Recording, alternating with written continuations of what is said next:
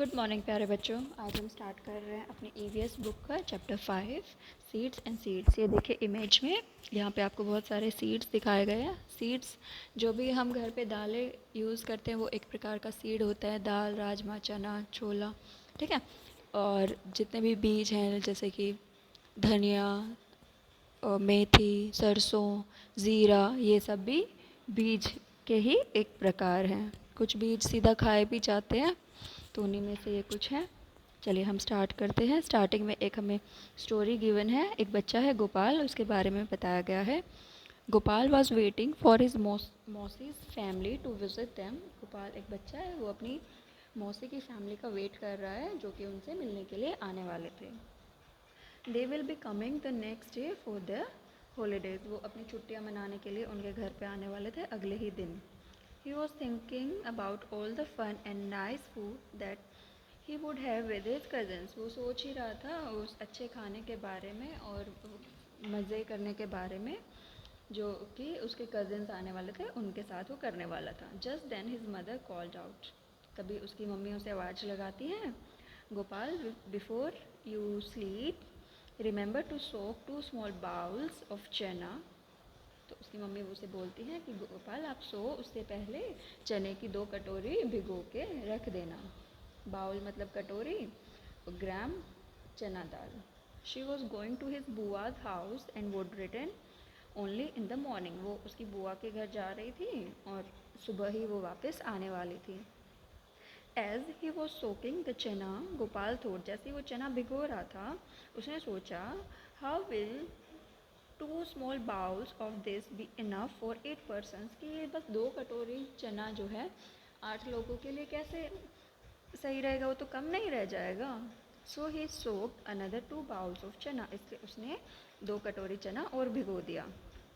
When his mother returned the next morning, जब उसकी mummy अगली सुबह आती है, शी सॉ दैट द चना वर ओवरफ्लोइंग। वो देखती है कि अरे चने तो उसने इतने ज़्यादा भिगो दिए कि बर्तन के बाहर भी निकल गए हैं, ऊपर तैर रहे हैं।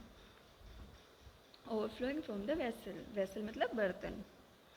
How much did you soak, asked his mother. उसकी मम्मी उससे पूछती है कि बेटा आपने कितना भिगोया।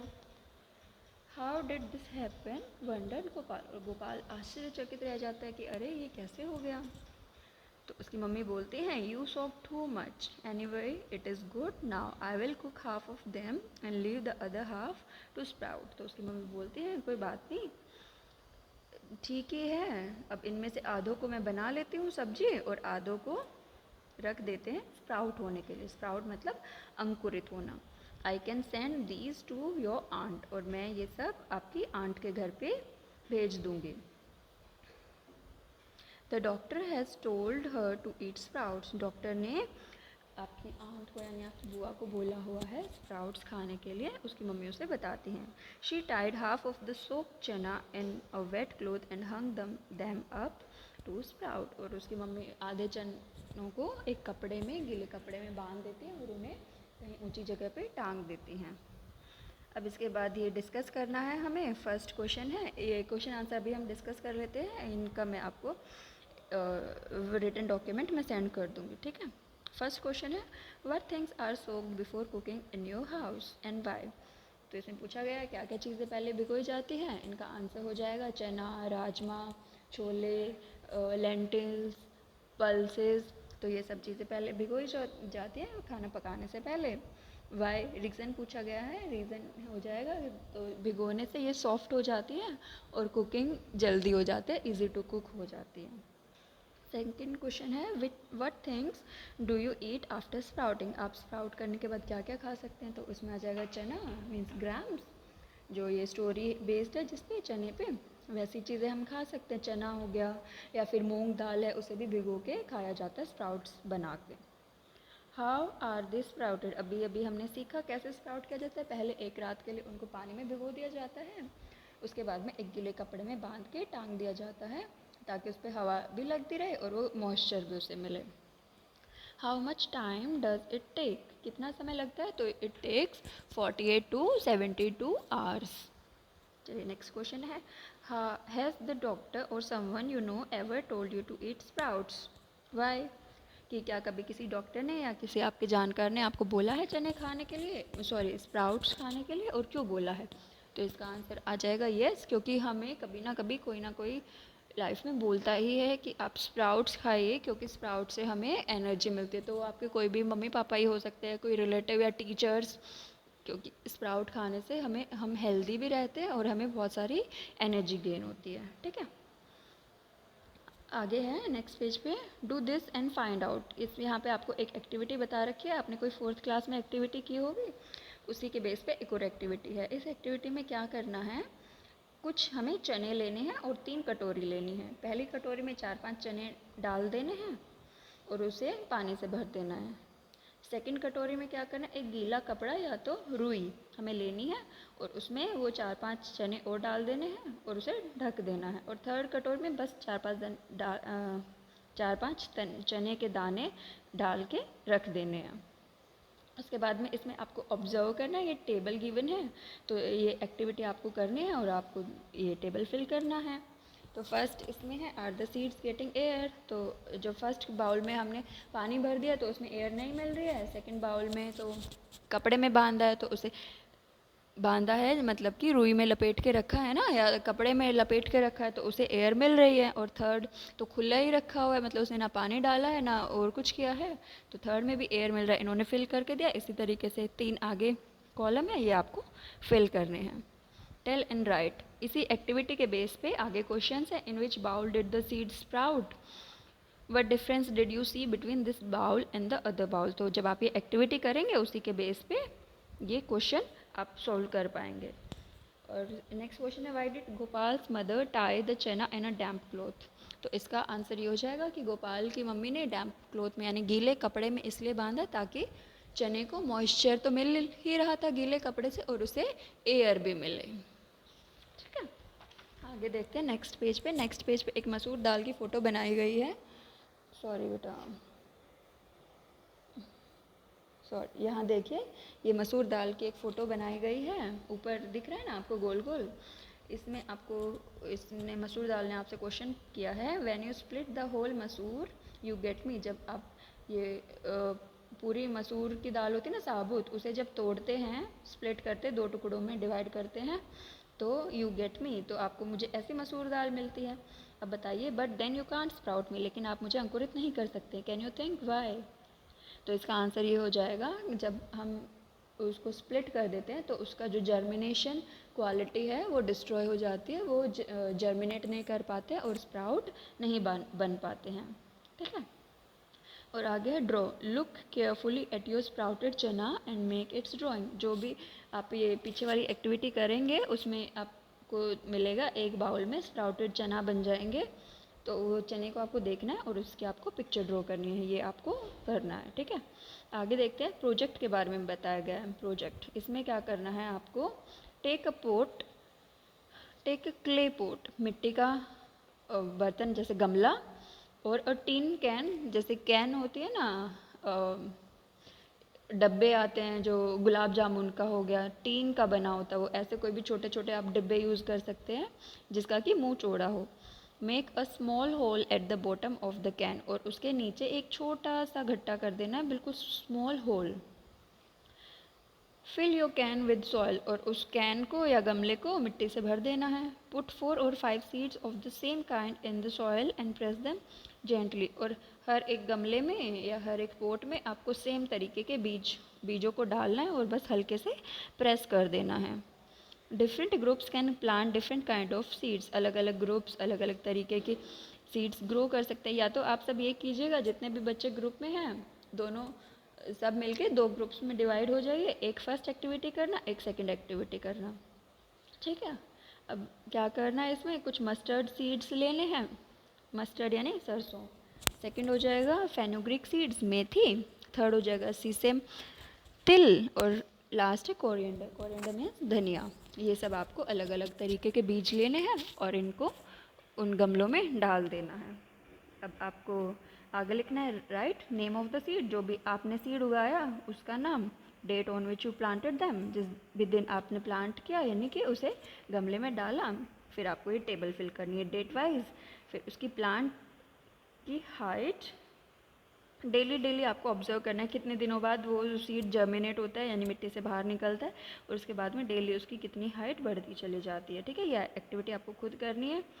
नंबर ऑफ़ लीव्स सीन, कौन से प्लांट में कितनी नंबर ऑफ़ लीव्स आ रही हैं, और लास्ट है एनी अदर चेंज, कोई भी अलग चेंज जो आप देख पा रहे हो। ठीक है, ये आपको बेटा खुद ही करना है।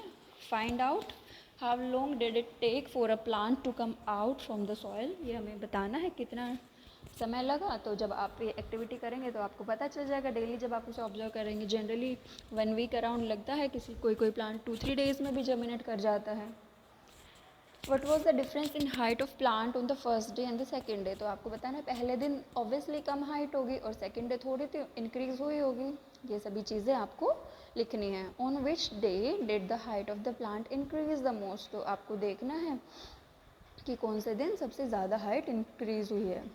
प्लांट की हाइट मेज़र करने के लिए आप क्या कीजिएगा, एक धागा लीजिएगा, उससे प्लांट को मेज़र कर लीजिए और धागे को फिर स्केल से मेज़र कर लेना। धागे पे मार्क कर लेना कितना हाइट है प्लांट का डेली डेली, और उसे फिर स्केल से मेज़र कर लेना। Did new leaves come out of plant every day, क्या रोज़ नई पत्तियाँ आती हैं। जब आप एक्टिविटी करेंगे, देखेंगे खुद प्लांट को, तो आप ऑब्जर्व कर पाएंगे। एंड नेक्स्ट है was there any change in the stem of plant, क्या कोई चेंज आया जो प्लांट की स्टेम होती है, तना होता है, उसमें कोई चेंज आया। तो ऑब्वियसली जब नया पौधा जमे उगेगा, पहले दिन तो उसकी स्टेम बहुत पतली होगी ना, और धीरे धीरे वो मोटी होती चली जाएगी, बढ़ती चली जाएगी। अब आगे है डिस्कस करना है, ये हम बस डिस्कस ही करेंगे। Which seed took the most number of days for the stem to come out of the soil, तो जब आप एक्टिविटी कर लेंगे उसके बाद में हम ये सब डिस्कस करेंगे। ठीक है, डिस्कस वाला पोर्शन हम बाद में करेंगे। इसके बाद है straight from your heart, what is inside the seed, की जो सीड है, बीज है, उसके अंदर क्या होता है। तो उसके अंदर 2 टुकड़े होते हैं, 2, उन्हें हम कोटिलीडन्स बोलते हैं। हम बताएंगे there are cotyledons inside the seed. आप कोई भी बीज खोल के देखेगा, वो जो 2 पार्ट्स में डिवाइड हो जाता है, उन्हें हम कोटिलीडन्स बोलते हैं। ठीक है बेटा। सेकेंड है how does a big plant grow from a टिनी seed, कि एक बड़ा प्लांट पौधा कैसे बन जाता है एक छोटे से बीज में से। तो इसका आंसर हो जाएगा when the tiny seed get sunlight, air, moisture, then it grows into a big plant. जब भी प्लांट को जनरली ग्रो होने के लिए क्या चाहिए, उगने के लिए बीज को जब हम बो देते हैं तो फिर उसमें उसे सूर्य की किरणें, सूर्य का प्रकाश बहुत ज़रूरी है, और हवा चाहिए, पानी चाहिए। जब ये सारी चीज़ें हम देंगे तो वो पौधा जर्मिनेट हो जाएगा, उग जाएगा, और फिर वो एक बड़े प्लांट का रूप ले लेगा। ठीक है बेटा। नेक्स्ट पेज देखिए, थिंक एंड इमेजिन। इसमें आपको सोचना है what would happen if plants could walk, draw a picture. अब इसमें आपको सोचना है और पिक्चर बनानी है। बस इमेजिन कीजिए कोई प्लांट है और उस वो चल सकता है, तो वो कैसे चल पाएगा, उसके पैर वैर कैसे होंगे, इस तरीके का इमेजिन करके उसकी आपको पिक्चर बनानी है। ये आप खुद करेंगे। Find out do some plants grow without seeds, तो इसमें है कि क्या कुछ पौधे ऐसे भी हैं जिन्हें आप जानते हैं जो कि बिना सीड के यानी बिना बीज के उग जाते हैं। तो ऐसे बहुत सारे प्लांट्स हैं, जैसे कि रोज़ का प्लांट देख लीजिए, उसका बस हमें कलम काट के लगानी होती है तो वो नया प्लांट ग्रो हो जाता है। इस तरीके के बहुत सारे प्लांट्स हैं, आप सर्च कीजिएगा, पता कीजिएगा अपने आसपास में फैमिली मेम्बर से, और इसका आप लिस्ट बनाइएगा।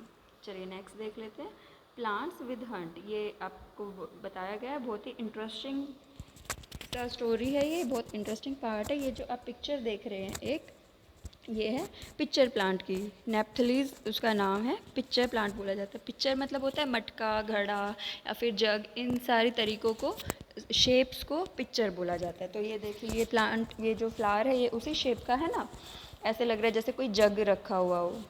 ठीक है, अब पढ़ते हैं।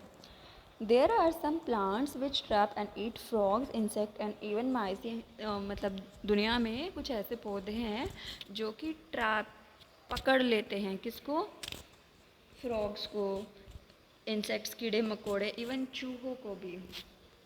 The picture plant Nepenthes is one such plant, तो ये एक ऐसा ही प्लांट है जो कि कीड़े मकोड़ों को खाता है। It is found in Australia, ये सबसे ज़्यादा ऑस्ट्रेलिया में पाया जाता है, Indonesia and Meghalaya in India. India में सिर्फ मेघालय में पाया जाता है।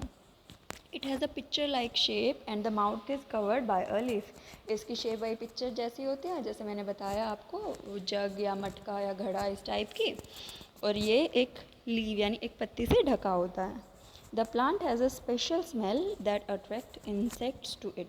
इस प्लांट की एक स्पेशल अलग ही खुशबू होती है, फ्रेगनेंस जैसी, जैसे परफ्यूम में ऐसी स्मेल होती है, बहुत अच्छी सी स्वीट स्मेल लगती है वो, और जिससे कि ये कीड़े मकोड़े हैं या फिर कुछ ऐसी चीज़ें हैं, फ्रॉग है, ये सब उसकी तरफ खींचे चले जाते हैं।